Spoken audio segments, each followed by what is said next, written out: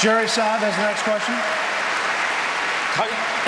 Congressman Paul, South Carolina has 7 major military bases and thousands of people employed in the defense industry.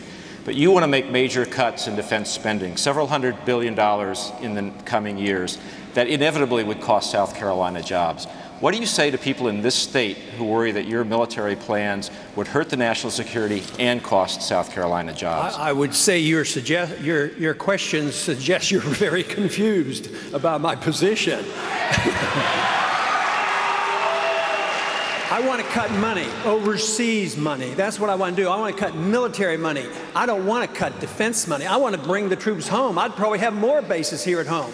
We were closing them down in the 1990s and building them overseas. That's how we got into trouble. So we would save a lot more money and have a stronger national defense, and that's what we should do. But to say that we would be weaker is absolutely wrong, because and another important thing you should consider is the fact that the military is behind me more than the others. I get twice as much money from the active military duties than all the other candidates put together. So they're saying that I'm on the right track. They're sick and tired of those wars. They're sick and tired of the nation building and the policing activity. But to say that we would have less money for defense, we actually have more money. And if I may, I'd like to go back to the international financial thing. So, Congressman, just to be clear, your plan calls for freezing defense spending at 2006 levels, which is well below where we are today. You still don't understand.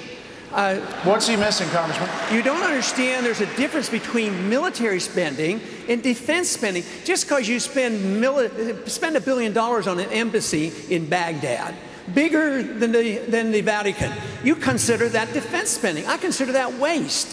So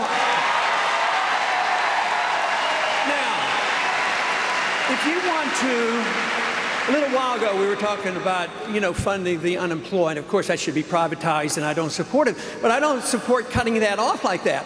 I'd cut some of this military spending, like Eisenhower advised us. Watch out for the military-industrial complex. Defend this country. We have to have a strong national defense, but we don't get strength by diluting ourselves in 900 bases, 130 countries. That is where the problem is. But you need to understand that there's a difference between just military spending and defense spending. Just to spend money. We understand this domestically. If you spend more money domestically, we know it's wrong, but we're supposed to spend more money, and that's conservative. I've never quite understood this. We're supposed to be conservative, spend less money. I'd